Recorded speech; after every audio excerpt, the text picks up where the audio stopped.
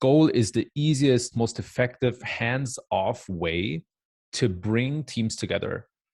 Thinking back at G2, we actually, SEO was outside of marketing. It's now in product. It was first outside of product in marketing. And the way that we worked with our engineering teams and our PMs was by getting the same goal. That was hugely effective. And you have to be very smart about that goal.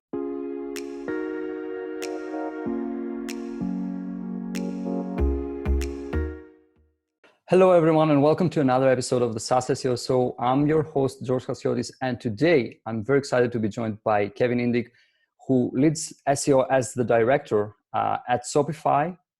He's also the creator of the Growth Memo newsletter and the TechBound podcast. Before Shopify, Kevin ran SEO and Con at G2 and Atlassian and helped companies like eBay, Eventbrite, Samsung, Pinterest, and many others grow.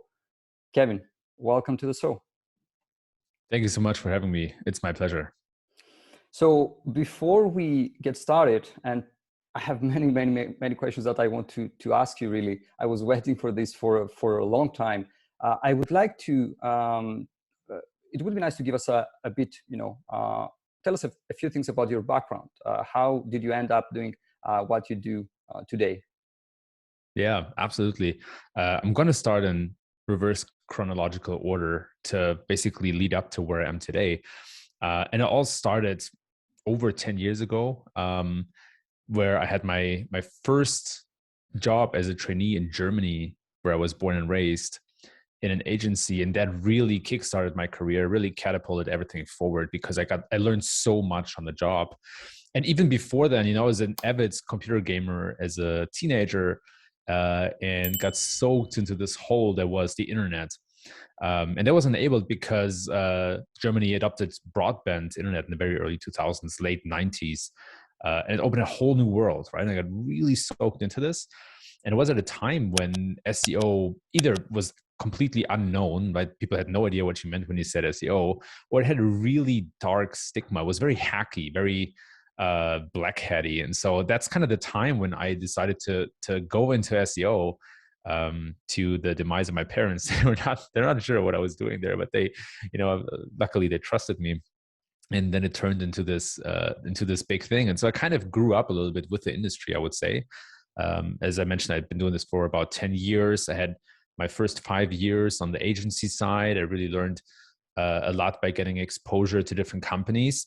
And then I switched to the in-house side. I did SEO at Atlassian, at Dailymotion, at a company called G2 before Shopify. And then now I'm the director of SEO at Shopify. And so my core skills and focus are really in what I call organic growth now, right? And scalable SEO predominantly for either marketplaces or SaaS or e-commerce companies.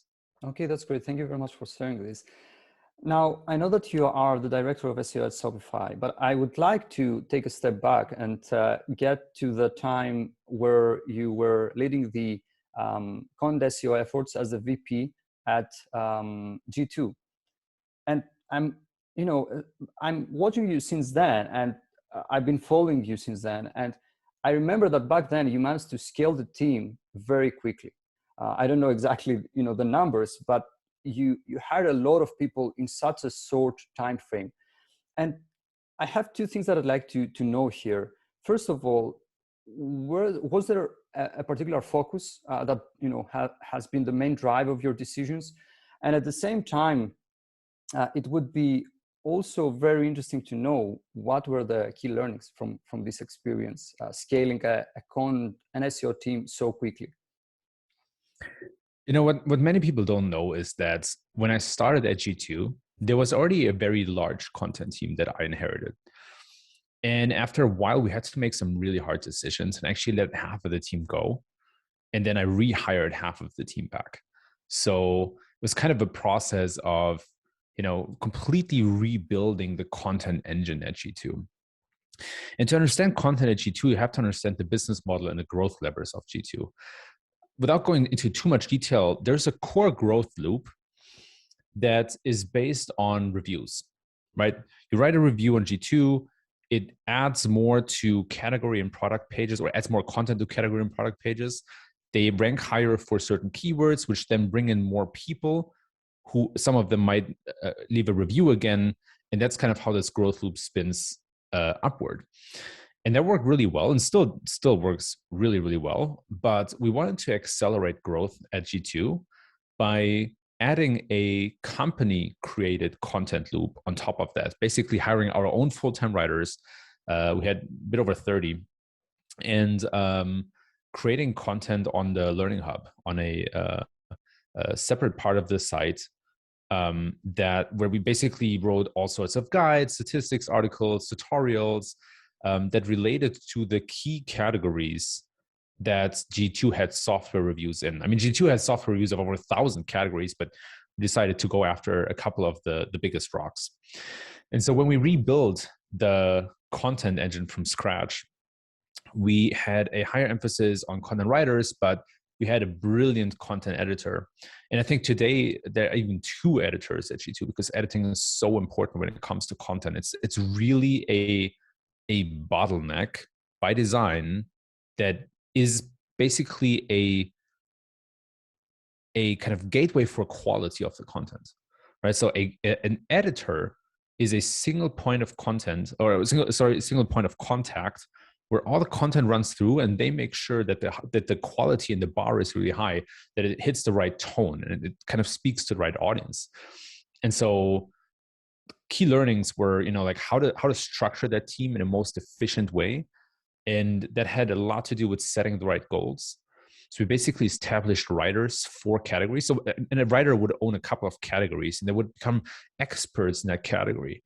Because, and we're going to talk about this probably later a bit more, but the problem with quote unquote marketing writers is that you need to develop some sort of expertise and you need to develop some sort of reputation in that space. Not to say that, you have to publish research papers, but you have to be, it's not enough to just do like 10 minutes of research and then write an article. That kind of content doesn't survive anymore. And so all these kind of lessons surfaced out of the time at G2, which was really, really valuable and great for me.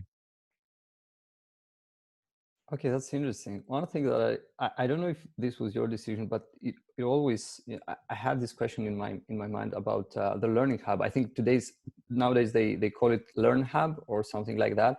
But I was very curious why they decided to have it in a subdomain. This was and not in a folder. This was very weird to me. But I don't know. Maybe this was before you joined the company.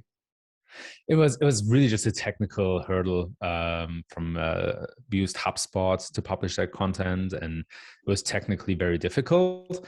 I would say, without giving away too much, like set a reminder in a year to look at the Learn Hub again. It will probably look very different. But yeah, it was not by design that we had it on a subdomain. I would have much more preferred it on a subdirectory, but there's more to that long-term content strategy. And that's another key lesson that we pulled away. There was a point of time at which we published 1,000 pieces of content within 6 months. And we looked back at the results and we're like, there's nothing coming, like don't rank well. There's not a lot of good traffic coming through. Like we have to change our mindset here. And so we pivoted from publishing a huge mass of content to publishing maybe 50 long form pieces a month.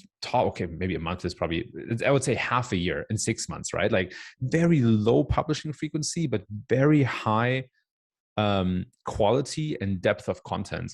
And that changed everything. That was a real game changer. It made it much easier to rank high, to build links, to get high quality traffic. And so that was another one of these pivotal moments where we look back and we're like, wow, we really learned something here. And that's going to pay off long term for G2. It's a real investment and competitive advantage. Okay, that makes sense. Thank you very much for sharing that. Speaking of building teams, I remember that a while back you mentioned the fact that SEO nowadays is one of the most multidimensional operations, at least if you want to do it, in the right way. And it requires cross-functional teams, especially if we're talking about an enterprise company, to work effectively together.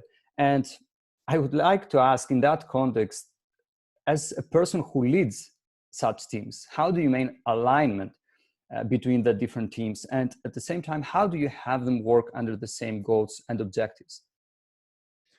I love that question because SEOs love to over obsess over tactics, right? And that is fine. But those kind of questions, getting those right has such a profound impact on how you execute an SEO, right? A lot of people think about what to do in SEO, but not how to do it. And the how is almost more important than the what, right? I can teach somebody SEO basics probably within a week, and they will be 80% efficient, right? The last 20%, that's where like you need years and years and maybe a decade to get really good at. But the how is so much more important than the what. And so these kind of questions, I spent a lot of time thinking about these questions. And so here's where I am with alignment. Number one is the goal. Goal is the easiest, most effective, hands-off way to bring teams together. Thinking back at G2, we actually, SEO was outside of marketing. It's now in product. It was first outside of product in marketing. And the way that we worked with our engineering teams and our PMs was by getting the same goal. That was hugely effective. And you have to be very smart about that goal. It's not enough to just say, okay, organic traffic, because organic traffic is just a means to an end. And that end, at the end of the day, is to make the company revenue or to bring in new customers and delight these customers and do it in a sustainable way. But it's not just all about the traffic, right? If I could choose between whatever, like 1 million clicks a month and 5,000 customers, it's a very easy choice. And of course, I didn't put these numbers to context, but you get what I'm saying here, right? And so pick a smart goal, pick a smart North Star that aligns and incentivizes the people, right? This is another second order effect of picking a good goal, is that people's careers are being judged by hitting that goal, right? So if you make it too shallow, if it's too irrelevant, then it's very difficult to reward someone for achieving something that doesn't matter really to them. So goal is a huge alignment. And then touch points and rituals. We don't talk often enough about what rituals in-house teams, whether it's SEO or growth, should really follow and what makes them effective. Because a common fallacy is to just kill every problem with a meeting, right? Like, oh, there's something going wrong. I just meet on a weekly basis and figure it out. It can work, but it comes at a high cost. But you have to be intentional about the rituals. And so when you align teams that are not in the same organization, or you try to align them, you can start with the goal. And second, you need to create a touch point where they can talk and communicate and hold each other accountable. And the third thing is to define a agreed upon roadmap. So when these teams come together and decide what to do, right? When they make a plan, first of all, that plan has to make sense and work out. But second of all, you need to invite all the shareholders and make sure that everybody agrees on them, right? Like oftentimes what happens, and I learned this the hard way, is that when cross-functional teams come together, and even if they make a plan, right, they just run with it, they forget this really important step, which is to check in with all the stakeholders. Do we have the green light? Can we go with this? Are you on board? And the ugly way that this can turn out is that a couple months in, it's like somebody checks in and knocks on the door and it's like, what are you guys doing? And they're like, hey, we have this awesome plan. We're doing this and that. And that person's like, what the hell? Like, I had no idea this was going on. So creating alignment means getting everybody on the same page and doing something that everybody agrees upon and that makes sense for everybody. Now, if you have some, like, it's not uncommon for somebody to maybe not agree on, and then there's several ways to go about that. One way is disagree and commit, where basically, you bring them to the same table and you say, hey, we have a really high confidence and belief that this is going to work out. We need you to be on board, even if you disagree. Let's take a bet, right? Like let's say in 6 months we check back in, we see how it goes, and if we don't get the results, then we admit that we're wrong and we're not going to do it again. But if we check back in and we're seeing good results, then maybe we can convince you. So it's all these kind of meta things, all these kind of ways to communicate, to negotiate, to make deals that are important when it comes to stakeholder management in the context of a roadmap. I'm going to stop there because there's a lot of depth, as you can see, but these are the 3 things that really help align teams cross-functionally. Okay, that makes sense. That's really insightful. Speaking of goals now, I would like to start with something that you wrote a while back, a post on SEO strategy. And you mentioned that an integral part of an SEO strategy should be to be able, I guess that, on the behalf of the person who creates the strategy, to be able to demonstrate some kind of impact. And we are an agency, and we know that in many cases it's very difficult to be able to demonstrate impact from specific SEO activities, especially if we're talking about a new website that has no data to learn from. And I would be very interested to know, what is your approach when it comes to impact assignment and tying impact to specific SEO activities? For example, changing the title tags to these 20 landing pages will result in X. Yeah, this is a mistake that I made like many times, and it's so crucial for several reasons. The biggest one being buy-in, right? If oftentimes SEO needs resources to get something done, right? Sometimes, sure, you can go in a CMS, you can change 20 meta titles yourself and drive some impact, but that's not how SEO scales over time. The key to scale oftentimes is engineering, design, PM, and data science resources, or at least some group of people who help you implement what you recommend, because SEO is basically a set of recommendations. Now, when it comes to impact, there are a couple of things to keep in mind. First of all, coming back to what I said before, you have to pick the right KPI or North Star or metric to go after. And that is tricky because it depends on the business you work for or work with. So again, organic traffic, very shallow kind of KPI. That's not going to convince an executive to invest in SEO. If you tell them, hey, we got 1,000 clicks, great. What does it mean for the business? That's a typical comeback, right? Revenue from SEO is possible sometimes, but can be very difficult to measure. It's easy to measure in e-commerce, right? 50 people came from organic search. They bought 10 products with the order value of X. That means, this is the kind of revenue from SEO. Very straightforward. That's one of the reasons why e-commerce has such a high degree of SEO, right? It's easy to measure. It's easy to connect. On the enterprise side, super difficult, super hard, right? The more high-touch sales you have in your business, the more difficult it is to attribute it back to SEO, because there's so many steps that are not in control of SEO that contribute to that. Publishers and marketplaces varies. For publishers, if they run on subscriptions or ads, it's usually straightforward to connect to SEO. It's not too difficult. Affiliate businesses, I would say the same. For marketplaces, it really depends on the unit economics and how the marketplace works. So it gets tricky in there, but usually marketplaces are very SEO friendly as well. But what you should take away from me rambling about this for a hot minute here is that, you have to tie the impact and the number you measure to measure impact to the business model and to how the business makes money. Super important to get buy-in to get some stuff done. Now, the other question is, how can you show impact quickly? Because as you mentioned correctly, a lot of SEO investments take time. They take a lot of resource investment to execute and implement. And that is a tricky situation to be in. It's a tough spot. So the way you should think about this is, what is the smallest experiment you can launch to demonstrate impact, right? So when you say, hey, changing title tags, we want to change, 50,000 title tags and add something to it, the year or whatever. Can you start with 5? And can you prove the concept with maybe 5 title tags?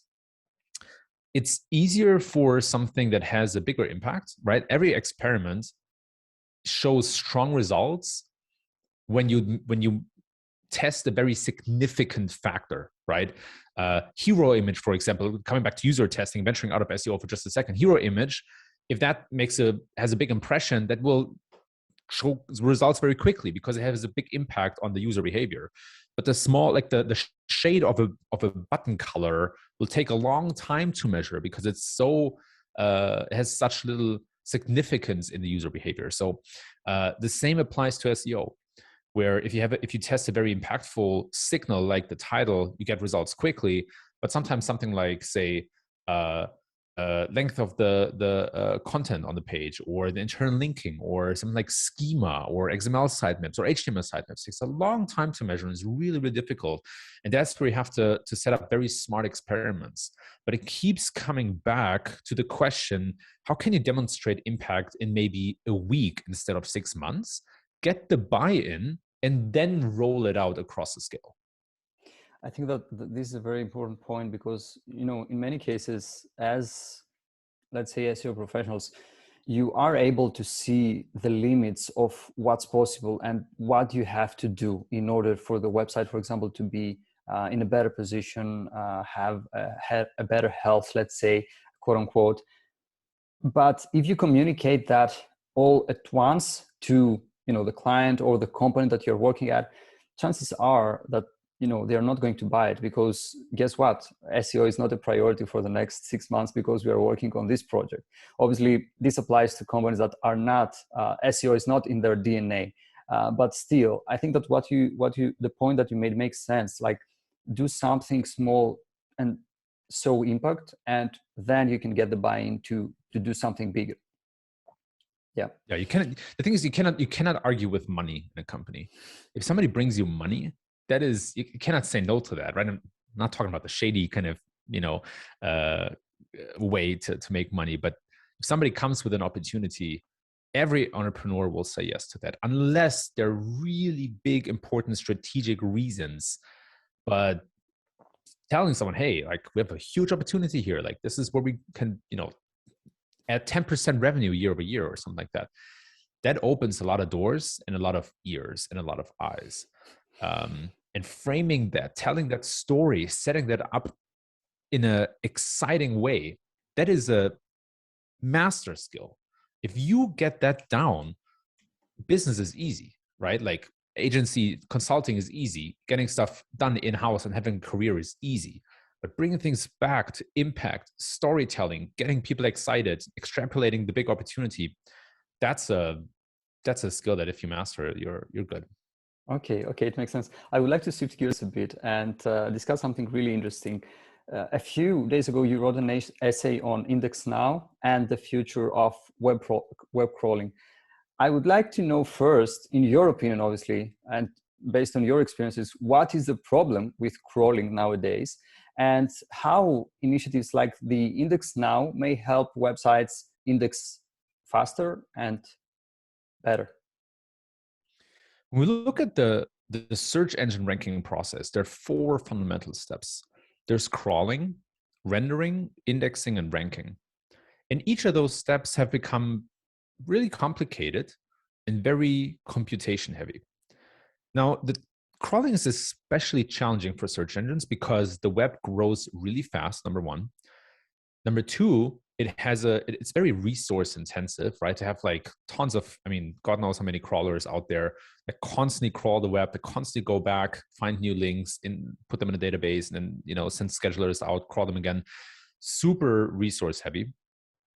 Number three, there's a lot of spam on the web, right? A lot of irrelevant content that you don't want to waste your resources on, and that spam is growing and growing and getting more and more. And number four, the use of no follow links is increasing and has been increasing over the last 1.5 decades with an aggressive pace. And no follow by definition means that search engines should not follow those links. Now, Google recently changed the way they go about no follow, probably for exactly those reasons. But the takeaway here is that crawling is challenging. Crawling is also a very outdated idea, right? It's basically what made Google big and successful, right? When we think about PageRank, the basic idea there is web crawling and then kind of stringing the web together and ranking it or sorting it or ordering it. And now it's time for something new, for something that makes a lot more sense, which is that instead of search engines going out to the websites and getting information, pulling information in, they're going to put the responsibility on the webmasters to push information into the system, right? For a long time already, so I actually think this is pretty late, we have the situation that webmasters and businesses and people want to be present on search engines. Search engines don't have to convince businesses they should invest in being present, right? It's the reversal effect. There's a pulling effect. And search engines will and are leveraging that to ask webmasters to submit content to them. Actually, in fact, Index Now is almost a step back. A while ago, or actually years ago, Google played around with an indexing API and tested what happens if webmasters plug into that API and push new content, push the HTML, the rendered HTML straight to Google. That for some reason fell asleep. I'm not exactly sure why. And then about 1 or 2 years ago, Bing picked that back up and provided an indexing API that works pretty well. And now on top of that, they released Index Now, which is not an indexing API. It is more an XML sitemap on steroids. And what these search engines do is they reach out to large platforms like WordPress or like Shopify that carry a lot of sites and see if they can plug into that database to be able to crawl and index a large amount of sites at the same time. And so my assumption, my theory here is that this will increase over time, and search engines will push more webmasters and site owners to use these APIs to ping content to search engines. In the beginning is Index Now, where it basically calls the crawler over in a much more efficient manner than the XML sitemap. But in the future, I expect webmasters to push the full rendered HTML to the search engines. And both of these come with a couple of benefits.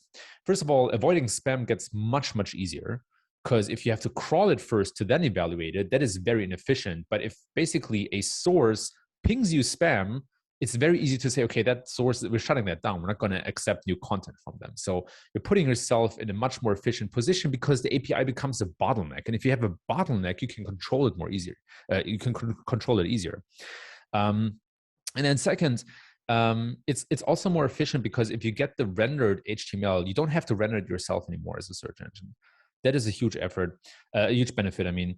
And then third, it's still possible to evaluate the backlinks, evaluate the content, the images, and everything else on that page, even if it gets pinged, if it gets pinged to you. You don't have to do it. You don't have to go through the full process, but you still get the benefit from parsing that HTML. So that's where I see kind of this whole trend going. Again, Index Now is a very early step that basically replaces XML sitemaps. Bing says in the documentation that it's not a replacement, but in essence, it's a much more efficient way to do that, and also gives them much more data, because going out to a site and fetching their XML sitemap is not the same as when you have an open API and sites just push new content or ping you when new content is available. So I see Index Now as a very early beginning of the indexing API, which is where all this is going to go ultimately. Okay, a question that I have here based on something that you mentioned. Why do you think is the fact that we have an increase in no follows in general? I mean, on the internet. It's because backlink building and link buying has become such a big industry. It's a shadow industry, right? It's something that is technically not allowed. Like maybe I should not compare it to something illegal.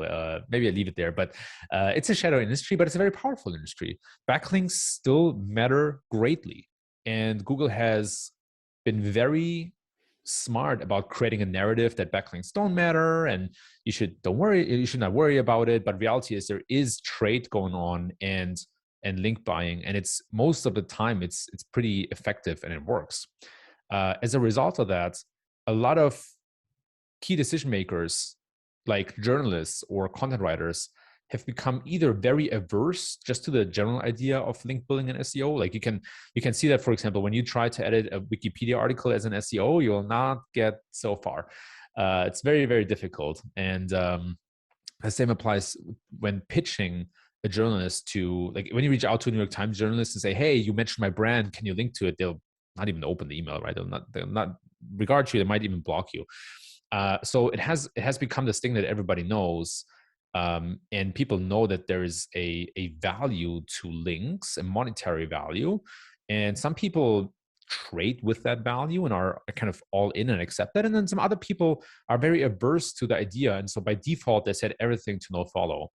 And another reason, secondary reason, which I think is a much smaller one, is that there's just so much more spam out there that it's easier to set all comments, for example, or all contributions to no follow instead of having to evaluate whether it's spam or not. So it's these two factors playing together that are responsible for fewer links being set to follow or not to no follow. Okay, that makes sense. Another topic that I would like to touch on is the fact that nowadays, especially with the rise of this new category of content optimization tools, we see content that ranks in the top of the search results, but in many cases is very, very similar. Okay, and I would like to hear your thoughts on that. First, whether or not do you think that this is copycat content, as many people call it, is an actual issue, and if it's an actual issue, what can brands do about this issue? It's a fantastic question because there's several things going on here at the same time. On the one hand, search is designed to rank results, which automatically means that a lot of companies and people want to show up at the top for only 10 results, technically, right? And of those 10, only 3 really have impact. So there's a huge competition for a very small space, basically scarcity. At the same time, the tools have become good enough to give great recommendations to writers. And the way that they get to these recommendations is they look at the top results and they say, basically, hey, what are these results doing really well? What are they covering in terms of topics? And then give you recommendations to do the same. So there's a lot of copying of the top results going on, and it still works, but that's part of the problem, right? And then there's another trend that's kind of coming on top of that that's going to complicate our world even more, and that is the rise of AI and machine generated content. The ML tools for content have become really good, really good, and not just in terms of giving recommendations, but sometimes even in writing the content themselves. And the way this is going to play out very soon is that machines are going to write content that doesn't really need a writer, say product descriptions, because all you do is really describing the product. You don't need a person for that. And on the other hand, it's going to be credibility and trustworthiness is going to become so much more important, and already is important today. But the question that this started 2016. I wrote a lengthy article about the problem of trust and fake news and how that funnels into everything that we do in marketing, and even feeds the rise of crypto and blockchain and all these new technologies. So it's fundamental, it's profound. And in content, credibility and trustworthiness is going to become even more important when machines can write the content, right? And so you'll probably want a doctor to write content and not have a machine summarize what it finds on the internet about that. And that's going to become really important. And I do expect that blockchain also adds a quality credibility factor to content. So it's going to be really interesting how that plays out. Now, what does it mean for brands? It means a couple of things. First of all, we don't yet know how or what the impact is of machine-generated content. Technically, if a machine does a good job at creating content, it's still valuable, but Google will have to find out different ways to then sort through this huge sea of content. So it's going to be very interesting to observe how that goes. I think every company that really grows on content should start looking into ML tools and tools that use machine learning to at least help inform the content. And then on the other hand, brands should really think about how to surface content from absolute experts in this space. Can be something like an influencer, but the idea of influencer is a bit kind of narrow because we so often think about the Instagram model that just tries to sell a detox tea. That's not what I mean by influencer, right? It's much more about experts and authorities in the space. And the challenge you have to solve as a brand is how do you get them to publish content on your side? Because that's what really will have a long-term and lasting impact, and also be a competitive advantage because experts are also scarce. So the brands who understand that the best and can build an engine around that today will succeed in the future. I think that it's one of these things that you may have to find a balance. Like you may have to ways where AI generated content, for example, can work in your favor. For example, to do I don't expect that we will have long form AI generated content that may be in the position to rank, but I'm not sure whether or not it will be factual, for example, and it will be able to replicate, quote unquote, what a human being could could do. So I expect this to be something that, as you put it already, could be leveraged to do very specific jobs. And those jobs could vary based on the industry, based on the type of business, and so on. And that's good, because no writer really wants to write 1,000 product descriptions, right? It's not the most exciting job. Writers should, create exciting novel content that pulls the readers in, that makes a point. So there's still a lot of space for writers, and I do think that writers will be important in the future. But I do think that this idea of a universal writer is coming to an end. And that what I mean by that is a universal writer is a person that can write about anything and everything. And if you do everything, then you do nothing.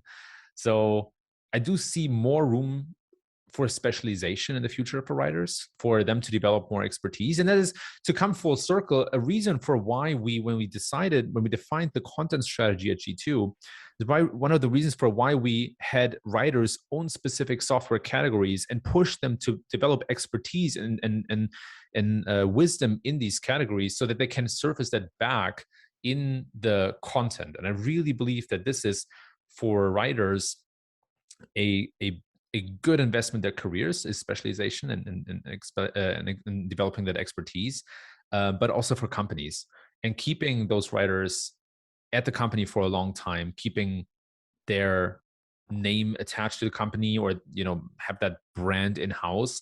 I really do think that. And so it's very interesting when you look over the last 2 decades, over the last 20 years, how a lot of writers were journalists back in the day, and then journalism kind of faced a lot of hardship in 2008 when the whole publishing industry collapsed. And now writers gain a lot of importance again, but on the in-house side, on the side of the brands and the companies. And you see some companies doing some really interesting things there. Look at venture capital, for example.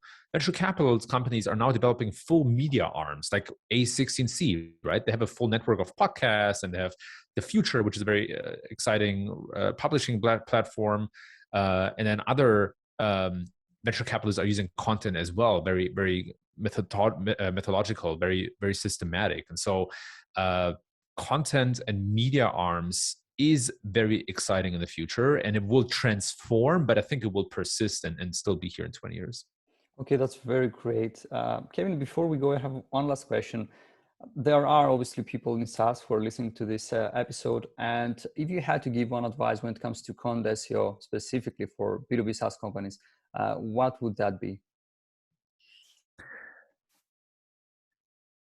Get the balance right between creating content for the business, like making sure you have a very tight connection to business impact.